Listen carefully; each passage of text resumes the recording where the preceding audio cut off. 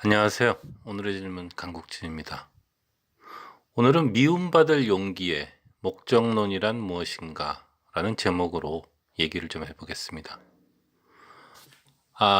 제가 먼저 그 답을 한번 말해보자면요. 미움받을 용기의 목적론이란 사건들의 원인을 나 자신으로 여기는 것이다. 저는 이렇게 써봤습니다.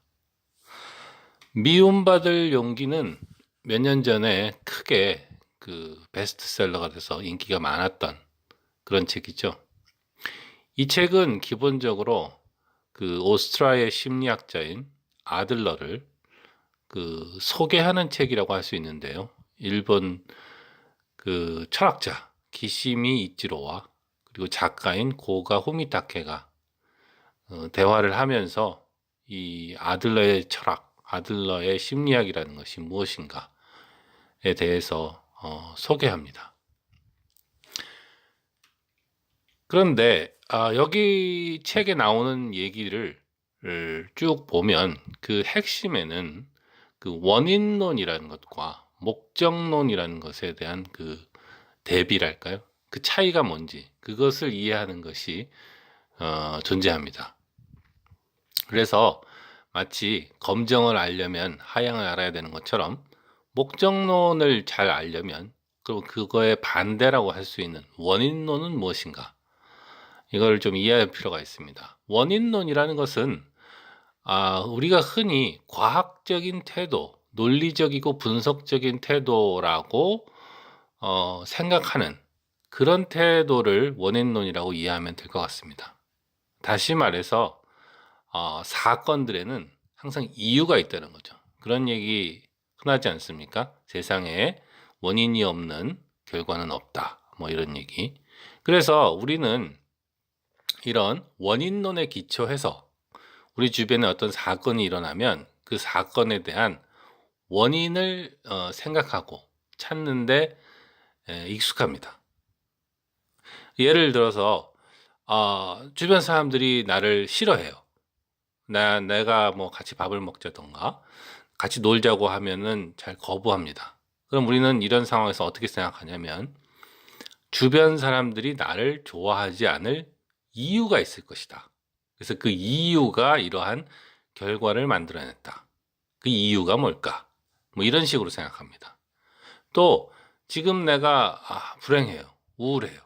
그러면은 우리는 또 다시 원인론에 근거해서 왜 나는 불행할까? 무엇이 나를 불행하게 만들고 있을까? 이런 식으로 생각하는 것이죠. 근데 이만큼만 들으면은 아마도 우리가 지금 과학의 시대에 살고 있지 않습니까? 그래서 이건 원인론이 아니라 이건 뭐 당연한 것이 아닌가. 원래 사람은 생각을 이렇게 하는 거 아닌가. 그러면은 원인 없이 생기는 결과도 있다는 말인가. 이렇게 생각하실지도 모르겠습니다. 그래서 이 책의 핵심에 그 원인론과 목적론의 대비가 있는 것이죠. 그런데 한 가지 미리 이 원인론의 문제를 한번 지적해 보자면 이런 겁니다. 저는 어렸을 때 얘기를 하기를 좋아하는데요. 우리가 자기 어렸을 때를 한번 되돌아보는 겁니다. 그때 이건 왜 이렇지?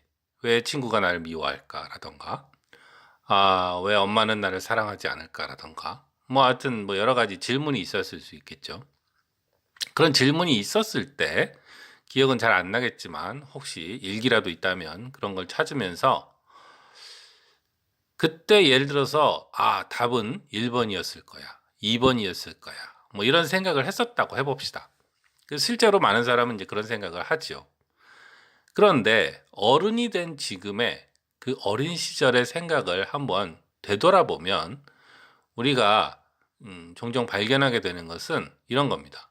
그때는 답이 1번 아니면 2번 혹은 3번 셋 중에 하나일 것 같아서 예를 들어서 1번하고 2번이 답이 아니면 답은 3번임에 틀림없어. 뭐 이렇게 세상이 보였죠.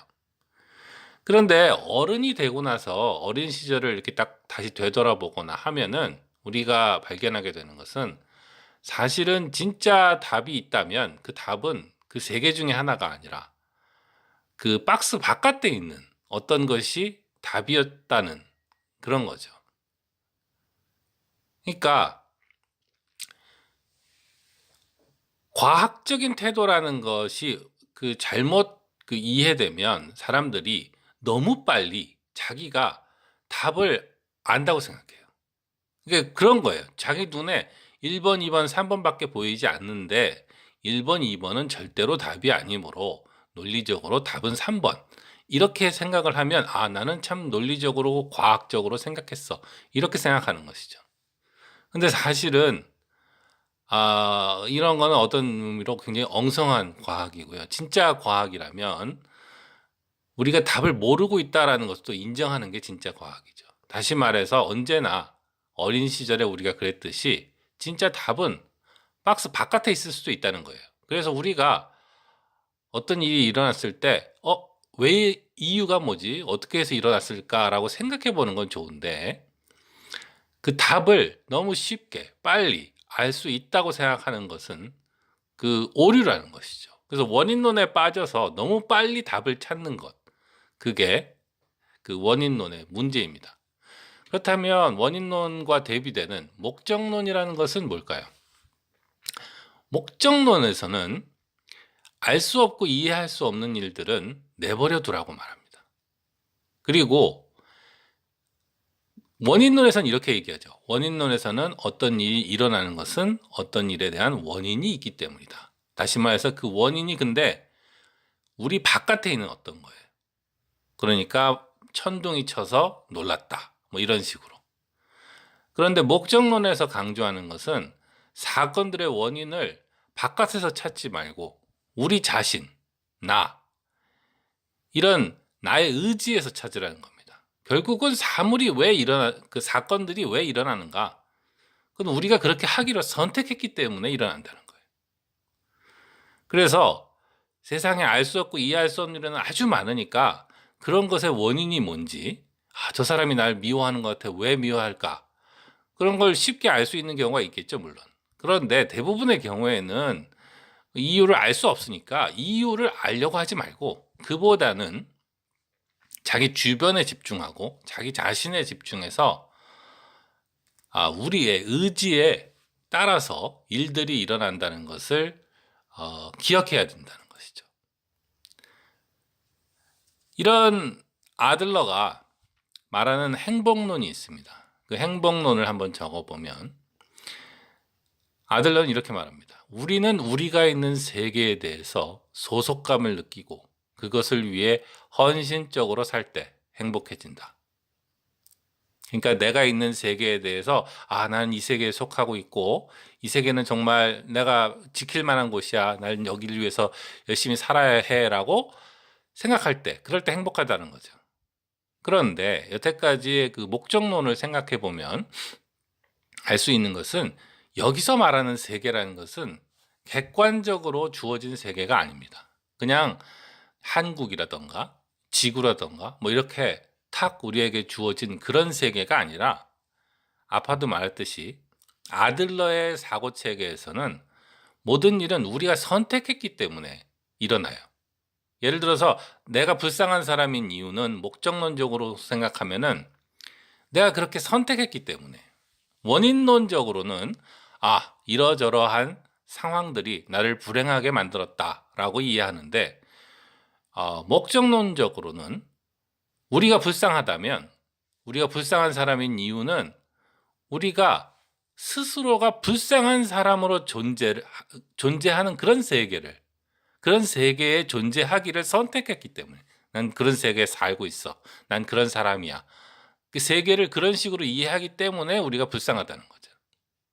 다시 말해서 아들러의 행복론에 나오는 세계라는 것은 우리가 선택하고 우리가 만들어 온 세계예요.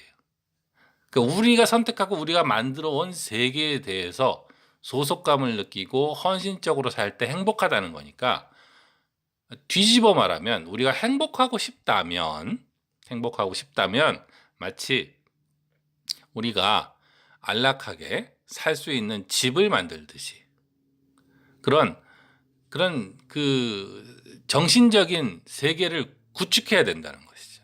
그런 세계를 구축하고 그 세계에 대해서 소속감을 느끼고 그것을 위해서 헌신적으로 살 때, 그럴 때 인간은 행복할 수 있다. 아들러는 이렇게 말하고 있습니다.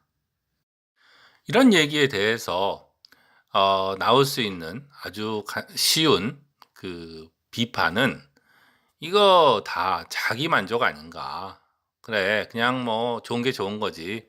우리 멋대로 자기 합리화를 하면서 그렇게 살면 되는 거 아닌가. 이게 자기 만족일 뿐이 아닌가. 이렇게 비판할 수 있죠.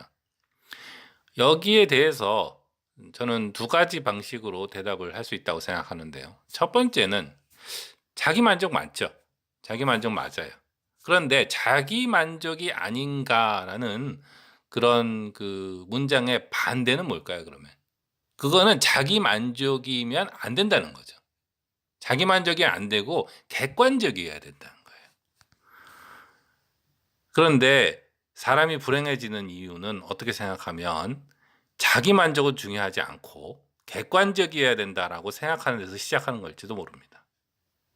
그러니까 황금으로 된 왕관을 쓰면 행복한 사람들이 많다라는 뭐 그런 객관적인 사실을 믿는다고 칩시다. 그러면 나도 그 황금으로 된 왕관을 쓰면 행복할 것이다. 이렇게 결론을 내리는 거예요. 그럴 수도 있죠. 근데 중요한 거는 실질적으로 그걸 썼을 때 내가 만족한가 하는 내 느낌일 텐데 자기 만족은 중요하지 않다. 다시 말해서 내 느낌은 안 중요하다라는 메시지를 자꾸 주거든요. 이게 그 소위 말하는 그 원인론의 함정입니다. 왜냐하면 과학은 객관적이려고 노력하기 때문에 끊임없이 자기의 감정을 죽여라. 그건 중요하지 않다. 주관적이니까라고 말하거든요. 그래서 행복론이라든가 어떤 개인적인 문제에 논리적이고 과학적인 태도를 적용하기가 쉽죠. 나는 왜 불행한가? 나는 왜 친구를 많이 구할 수 없는가? 뭐 이런 식으로. 그렇게 논리를 도입하면서 어느새 과학적인 태도를 도입하는 거예요. 내 감정은 중요한 게 아니다. 나는 객관적이 되어야 한다. 언뜻 들으면 굉장히 그럴듯하거든요. 근데 궁극적으로는 행복하겠다면서 내 감정이 안 중요하다고 하면 말이 안 되지 않습니까? 행복이라는 게 내 감정인데. 그리고 또 하나는 그 자기 만족일 뿐이 아닌가라는 말은 사실은 부당하다는 거죠. 앞에서 말한 그런 자기의 세계를 구축한다는 것은 결코 이 세상에 아무도 없는데 껌껌한 방에 들어가서 혼자서만 이 세상 어떤 세상을 만들어서 그 안에서만 행복하고 그런 것일 수가 없거든요. 우리 실질적으로는 다 뭐 몇 명이 되든지 간에 가족도 있고 친구도 있고 직장도 있고 여러 가지 인간관계로 빠져들어가게 돼 있습니다. 그래서 우리가 온 세계를 다 걱정하고 다 돌아보고 온갖 것에 대해서 다 원인을 찾지 않는다고 하더라도 주변의 우리의 환경과 다 사람은 상호작용을 하면서 살게 돼 있어요. 거기에서 단순하게 자기 만족 이런 걸로만 그 행복한 세계가 만들어지지는 않는다는 것이죠. 행복한 세계를 구축한다는 것은 그렇게 단순하지 않다. 결국은 세계와 소통하는 일이 생기고 그 안에서 치열하게 고민을 하고 해야 그 자기가 우리를 행복하게 살 수 있는 세계가 만들어지는 것이지 그냥 뭐 내 만족을 강조한다고 해서 그런 것은 뭐 순식간에 만들어질 수 있는 것처럼 생각한다면 그것은 착각이라는 것이죠. 그러니까 그런 것을 가지고 자기 만족일 뿐이 아닌가라는 말 그 자체가 사실은 일종의 폄하라는 거죠. 그것은 굉장한 업적일 수 있고 특히 자기 내 개인적으로는 그야말로 가장 중요한 그 업적일 수도 있는데 그것을 그렇게 간단하게 누구나 쉽게 5분이면 내가 행복한 세계를 만들 수 있다. 뭐 이런 식으로 말하는 것은 옳지 않다는 것이죠. 오늘은 그 미움받을 용기에서 나오는 목적론이란 무엇인가 하는 주제를 가지고 얘기를 좀 해봤습니다. 제 답은 목적론이란 사건들의 원인을 나 자신으로 여기는 것이다 라는 것이었습니다. 몇 년 전에 크게 인기가 좋았던 책인데요.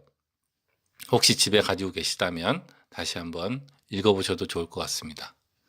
오늘은 여기까지 하겠습니다. 오늘의 질문 강국진이었습니다. 안녕히 계세요.